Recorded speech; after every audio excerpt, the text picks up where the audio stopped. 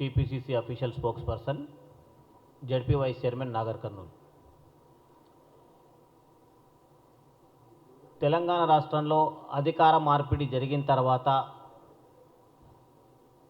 ఎటు పాల్పోక KCR and family, Harish Rao గారు కానీ, కేటీఆర్ కానీ, కవిత కానీ, మిగతా వాళ్ళు కొంతమంది వాళ్ళ కుటుంబ సభ్యులు కాంగ్రెస్ పార్టీ మీద, రేవంత్ రెడ్డి గారి పరిపాలన మీద అవాకులు చెవాకులు వేలుతున్నారు.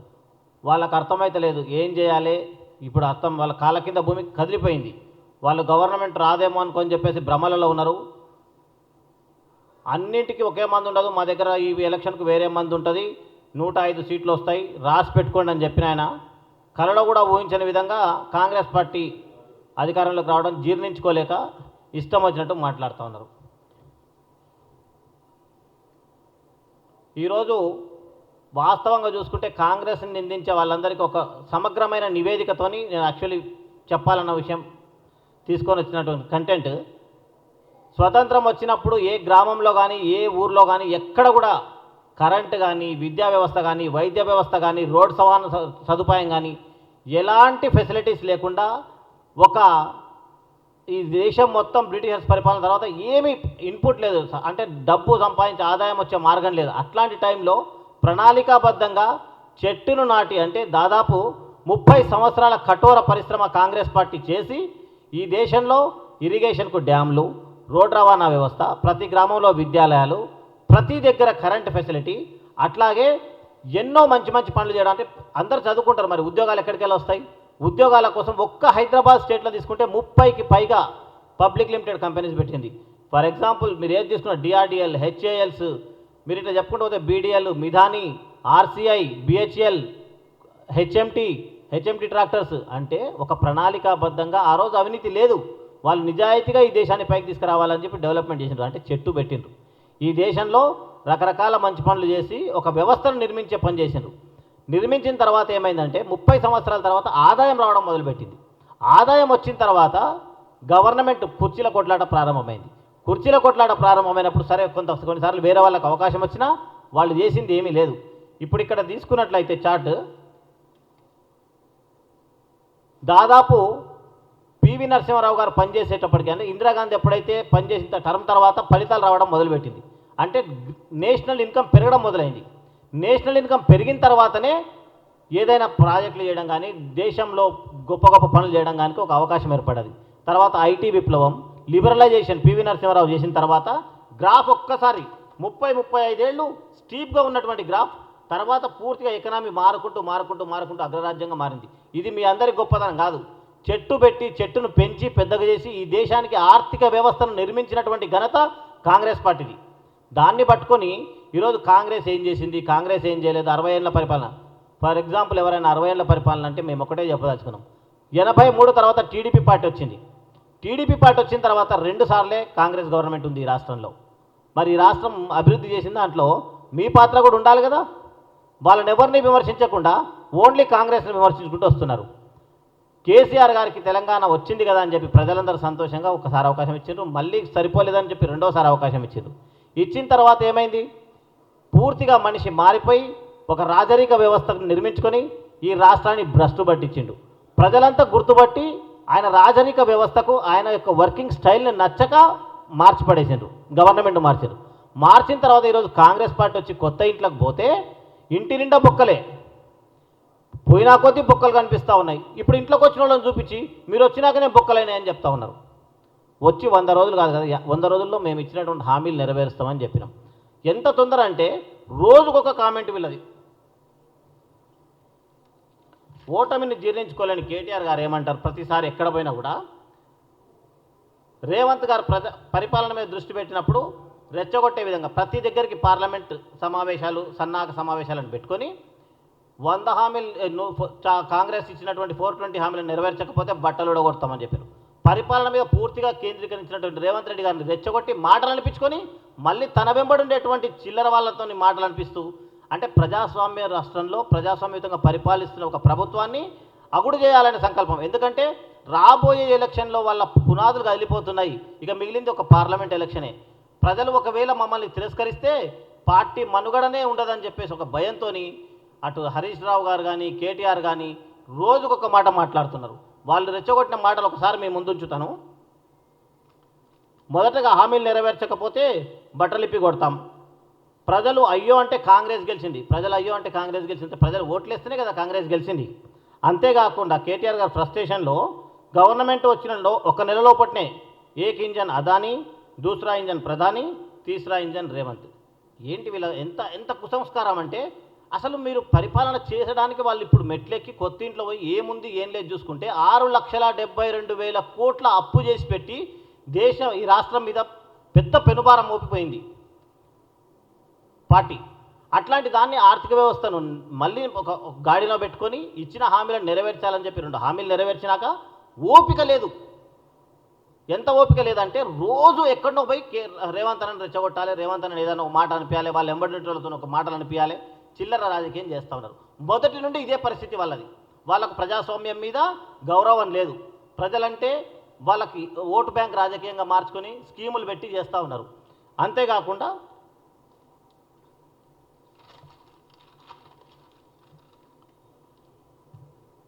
కేటీఆర్ గారు చాలా ఘోరమైన మాట అన్నారు. ఏమన్నారు? రేవంత్ రెడ్డిది ప్రజలు ఎన్నుకున్న ప్రభుత్వం కాదు, మేనేజ్మెంట్ కోటా అంట. మరి కేసీఆర్ గారు 2 సార్లు ముఖ్యమంత్రి అయినరు, ఏ కోటాలు అయినరు? ప్రజలు ఎన్నుకోకపోతే ఆయన డైరెక్ట్గా ప్రజల ఓట్లతోనైనా ఈ దేశంలో ఎమ్మెల్యేలే ముఖ్యమంత్రిని ఎన్నుకుంటారు. మీరు 2 సార్లు ముఖ్యమంత్రి అయితే కూడా ఎమ్మెల్యేలే ఎన్నుకున్నారు. ఏం మాట్లాడుతున్నారు అనేది స్పృహ లేదు వాళ్ళకు. ఎంత అసహనం అంటే పూర్తిగా పరాకాష్ఠకు చేరిపోయినారు. ఏం చేయాలి, విధి లేదు. ఏదో ఒకటి వీళ్ళ మీద బట్టగాల్సి ప్రజలను డైవర్ట్ చేయాలి. వీళ్ళు చేస్తున్న మంచి పనిని, ప్రజాస్వామ్య పునరుద్ధరణను జీర్ణించుకోలేక ఇష్టం వచ్చినట్టు మాట్లాడుతున్నారు. ఎవరైనా అలా మాట్లాడొచ్చా? ఇంగిత జ్ఞానం ఉన్న వాళ్ళు ఎవరు కూడా రేవంత్ ప్రజలు ఎన్నుకున్న సీఎం కాదు అని అనొచ్చా? మరి హామీలు ఇచ్చింది కాంగ్రెస్ పార్టీ, హామీలను నమ్మి ప్రజలు ఓట్లేసిండ్రు. వాళ్ళు అరాచకం చేస్తున్నారు కాబట్టి హామీలు, వాళ్ళు తప్పు చేస్తున్నారని గుర్తుపట్టింది కాబట్టి కాంగ్రెస్కు మ్యాండేట్ ఇచ్చిండ్రు. మరి మీరేమి ఇచ్చిండ్రు? మీరు మహిళలకు మేము 2,500 ఇస్తామంటే మీరు 3,000 ఇస్తామన్నారు. మేము 500 సిలిండర్ ఇస్తామంటే మీరు 400కి ఇస్తామన్నారు. మేము రైతు బంధు 15,000 చేస్తామంటే మీరు 16,000 చేస్తామన్నారు. మీ హామీలు ఉన్నాయి కదా, మరి మీరు మాకంటే ఎక్కువనే మంచిగా చెప్పారు కదా.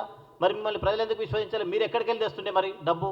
ఆర్థిక వ్యవస్థను కుల్లబొడిచిందే కాక సీటు కోసం, సీఎం సీటు మా ఇంట్లో ఇల్లు దాటిపోవద్దన్న దురుద్దేశంతో మీరు కాంగ్రెస్ ఏం చెప్పిందో దానికి ఇంకా బాగు చేయాలని చెప్పిండ్రు అంతే. అయినా ప్రజలు మిమ్మల్ని విశ్వసించలే. ఎందుకంటే మీరు ఓటు బ్యాంక్ రాజకీయం చేస్తున్నారు. ఈరోజు బీసీల మీద ప్రేమ చూపిస్తున్నారు. వీళ్ళు ఎట్లా ప్రేమ చూపిస్తున్నారు? పూలే గారి విగ్రహం పెట్టాలంటున్నారు కవిత గారు. 9.5 సంవత్సరాలు మీరే కదా అధికారంలో ఉన్నది. నిన్న చెప్తున్నది 20,000 కోట్ల బడ్జెట్ పెట్టాలి బీసీలకు. ఎంత విలువలు వదిలి మాట్లాడుతున్నారు వీళ్ళంటే, బీసీలకు ₹1,00,000 అని చెప్పేసి నియోజకవర్గానికి ఒక 10 మందికో 20 మందికో ఇచ్చి బీసీల ఓట్లు వేయించుకోవాలని చూసిండ్రు. ప్రజలు మిమ్మల్ని తిరస్కరించిండ్రు. ఓపికగా మీరు మీ మంత్రం ఎక్కడ తప్పిపోయిందో, మీ ప్లాన్ ఎక్కడ మిస్ అయిందో, మీరు ఎట్లా ప్రజలకు దూరమైనరో ఆలోచన చేయకుండా కొత్తవి వెతుక్కుంటారు. వచ్చి 15 రోజులు కాలే, వచ్చి ఒక 2 నెలలు కాలే, అప్పుడే కొత్తవి ప్రజల రేవంత్ రెడ్డి గారి ప్రభుత్వం మీద లేనిపోనివి మాటలు అనుకుంటూ తిరుగుతూ ఉన్నారు. మరి వాళ్ళు 9.5 సంవత్సరాలు పరిపాలన చేసినప్పుడు నిజంగానే బీసీలకు చేయగలిగితే చేయాలి కదా. వాళ్ళు ఏం చేయకుండా పైకెళ్ళి కొత్తవి ఇప్పుడిప్పుడే వచ్చిన ప్రభుత్వం మీద మీరు 20,000 బడ్జెట్ పెట్టాలి, మీరు పూలే విగ్రహం పెట్టాలి, నేను ధర్నా చేస్తానని చెప్తా ఉంది. మీ చిత్తశుద్ధి లేదనేది 100% అందరికీ తెలుసు. మహిళలకు బిల్లు కావాలని చెప్పి పెట్టుకున్నారు. మహిళలకు నిజంగా మీరు చేయాలన్నప్పుడు పార్లమెంట్లో మీకు బీజేపీకి మంచి సయోధ్య ఉంది, సఖ్యత ఉంది. మరి మీరు చేయలే. ఇప్పుడెందుకు మాట్లాడుతున్నారు ఇవన్నీ? వచ్చే పార్లమెంట్ ఎన్నికల్లో లబ్ధి పొందడం కోసం మీరు మాట్లాడుతున్నారు. స్పష్టం. ఇది రాసి పెట్టుకోండి. జాతీయ పార్టీ ఎలక్షన్ అంటే పార్లమెంట్ సభ్యులకు జరిగేటువంటి ఎలక్షన్లో ప్రాంతీయ పార్టీకి ఓటేసే విధానం పోవాలి. ప్రాంతీయ పార్టీకి ఎందుకు ఓట్లు వేయకూడదంటే, 1, 2, 3 సీట్లు మీరు గెలిస్తే వీళ్ళు చేసే అవినీతి పనులను జాతీయ పార్టీలను లొంగ తీసుకొని చేసే రాజకీయం వీళ్ళది. గతంలో మనం చూసినాం. తెలంగాణ ప్రజలందరికీ సుస్పష్టం. వీళ్ళు ఏం చేస్తున్నారు? వాళ్ళకుండే సీట్లతో బేరం పెట్టుకొని వాళ్ళు చేసే అవినీతిని కప్పిపుచ్చుకుంటున్నారు, మాయమాటలు చెప్పేసి ఎలదీస్తారు. మరి అది అవసరమా వాళ్ళకు ఓటేయడం? జాతీయ రాజకీయాల్లో పార్లమెంట్ సభ్యుల విషయంలో జాతీయ పార్టీలకు ఓటేసే విధానం ప్రారంభమైంది. ఇక మీకు వేసేది అనేది ఉండదు. ఆ ఫ్రస్ట్రేషన్ మనకు తెలిసినంత వాళ్ళకు కూడా తెలుసు కాబట్టి ఈరోజు వాళ్ళు ఇష్టం వచ్చినట్టు మాట్లాడుతూ ఉన్నారు. ఎట్లనన్నా చేసి మన పార్టీని నిలబెట్టుకోవాలని చెప్పేసి కాంగ్రెస్ మీద లేనిపోనివి, లేకుంటే వీళ్ళు చేయలేరు, 420 హామీలు అని చెప్పేసి మాట్లాడుతూ ఉన్నారు. 100% వాళ్ళు చిత్తశుద్ధి ఉంటే ప్రజలు వాళ్ళకు మళ్ళీ కనీసం వాళ్ళు పునరాలోచన చేసుకొని ముందుకు పోయేవారు. అలా పోకుండా ఏదో ఒకటి అనాలి కాబట్టి రోజు ఒక దగ్గర తిరుక్కుంటూ కాంగ్రెస్ని బ్లేమ్ చేసే పని, రేవంత్ గారిని రెచ్చగొట్టే పని చేస్తూ ఉన్నారు. ఇది కరెక్ట్ కాదు. వాళ్ళ కుటుంబ సభ్యులు తప్ప ఎవరు మాట్లాడట్లే. ఈరోజు టీఆర్ఎస్లో ఉన్న ప్రతి వ్యక్తి కూడా వీళ్ళు మమ్మల్ని మోసం చేసిండ్రు, వీళ్ళు మమ్మల్ని చీట్ చేసిండ్రు, ఎవరో కొంతమంది వాళ్ళ వెంటుండేటో లేదన్న మాట్లాడితే మాట్లాడచ్చు. కానీ టీఆర్ఎస్ పార్టీలో ఉండేటువంటి నాయకులు 100% వాళ్ళ ఆత్మగౌరవం దెబ్బతిన్నది. ఈ పార్టీలో ఎందుకుగానే ఉంటున్నామా అని చెప్పేసి ఫీల్ అవుతూ ఉన్నారు. మేము చాలామందిని ఎరుగుదాము, చాలామందితో మాట్లాడినాం. ఇప్పుడు అట్లాంటి సందర్భంలో వాళ్ళు ఆ ఇంట్లో ఉండేటువంటి నలుగురు తప్ప ఎవరు మాట్లాడేది లేదు. వాళ్ళే ఏదో మాట్లాడుకొని ఊహించుకొని కాళ్ళ కింద భూమి జారిపోతుంది కాబట్టి ఇష్టం వచ్చినట్టు కామెంట్ చేస్తూ ఉన్నారు.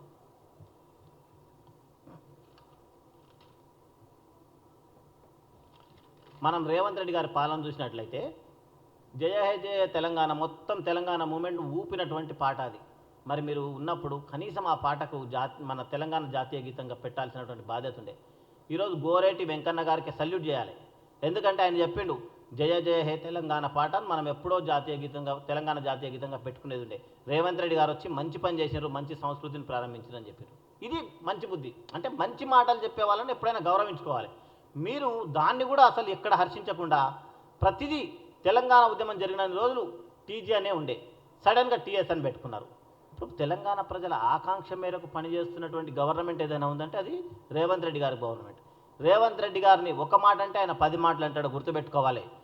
కేసీఆర్ అండ్ ఫ్యామిలీ మీరు రెచ్చగొట్టి ఆయన అంటున్నాడు అనే దానికంటే మీరు ప్రజాస్వామ్యయుతంగా మీరు ఆలోచన చేసి మీరు గాడిలో పడాలే తప్ప అవతలని మీద బ్లేమ్ చేసే పని చేయదు. 2 నెలలు కాకముందే మీరు పిచ్చిగా మాట్లాడుతున్నారు. అవన్నీ బంద్ చేసుకొని ప్రజల కోసం, ప్రజలకు మీరు ఇంకేం చేస్తారో ఫ్యూచర్లో చెప్పి ముందుకు పోవాల్సిన విజ్ఞప్తి చేస్తూ ఉన్నా. ఇకపోతే రేవంత్ రెడ్డి గారి పాలనలో ప్రజలు, పాలకులు అందరూ కూడా ముఖ్యమంత్రిని కలిసే సత్సాంప్రదాయాన్ని నెలకొల్పారు. మీ దగ్గర ఉన్నప్పుడు ఎవరైనా కలవాలంటే ఏమైనా పాసిబిలిటీ ఉండేనా? మార్పు లేదు అనేటోళ్ళకి ఈ విషయాలు చెప్తా ఉన్నాం. ఏం జరిగిందని ప్రజాస్వామ్యాన్ని ఈ రాష్ట్రంలో పునరుద్ధరించడం జరిగింది. మిమ్మల్ని కలవాలంటే కేటీఆర్ గారు చెప్పేవారు, ముఖ్యమంత్రి కలవాల్సిన అవసరం లేదు, ఆయన ప్రజలకు ఏం కావాలో అవి చేసి పెడితే చాలని. సార్, ముఖ్యమంత్రి గారిని కలిసే వెసులుబాటు ఎప్పుడు అందరికీ ఉండాలి. మీ దగ్గర మంత్రులు కూడా కలిసే వెసులుబాటు లేకుండే ఈ రాష్ట్రంలో గౌరవించబడిన పెద్ద వ్యక్తులు కూడా మీ కాంపౌండ్ ముందు ఎదురు చూసిన రోజులు ఉన్నాయి, గంటల తరబడి. మరి మీరు ఈరోజు మార్పు కనిపించట్లేదు అంటారు. ఎవ్వరు వెళ్ళినా ముఖ్యమంత్రి గారు ప్రజా దర్బారు పెట్టి కలుస్తున్నారు, ప్రజలకు, నాయకులకు అందుబాటులో ఉంటున్నారు. మరి మీ దగ్గర ఉన్నప్పుడు ఆ పరిస్థితి లేదే. మంత్రివర్గంలో ఎవ్వరు మాట్లాడే వెసులుబాటు లేకుండే, మీరు ఏది నిర్ణయం చేస్తే అదే అయ్యేది. కానీ ఈరోజు అట్లా ఉందా?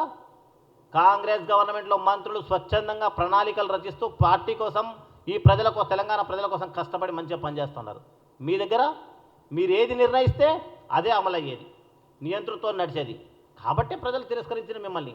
మీ ఒక్క కుటుంబం పరిపాలించేది. కుటుంబ వ్యవస్థ అంటే ఏమనంటే కాంగ్రెస్ది కుటుంబ పార్టీ అంటారు. దయచేసి మిత్రులు చాలా ఇంపార్టెంట్ విషయం వినాలి.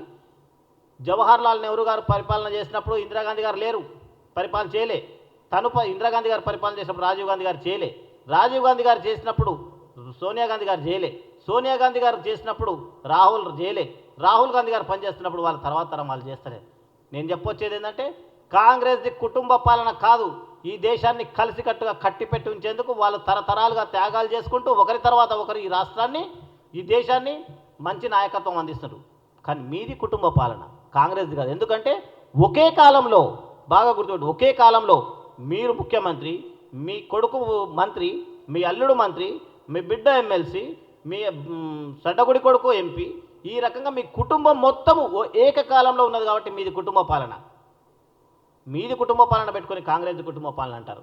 ఇట్లా ప్రతి విషయంలో కూడా చాలా డిఫరెన్సెస్ ఉన్నాయి. మీరు చేసినటువంటి అరాచకం చాలా ఎక్కువ మొత్తంలో ఉంది, పైకెళ్ళి యువతలోళ్ళు చేసినారని చెప్తా ఉన్నారు.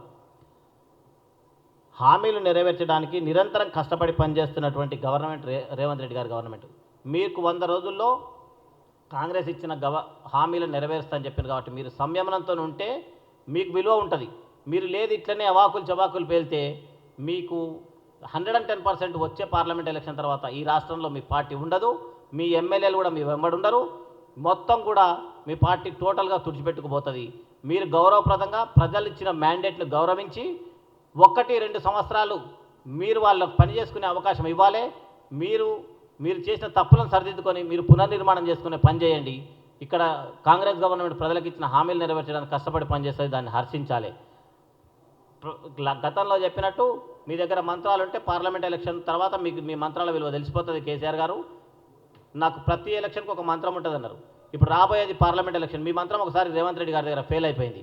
రేవంత్ రెడ్డి గారిని కొట్టేటువంటి మంత్రం ఇంకా పుట్టలే.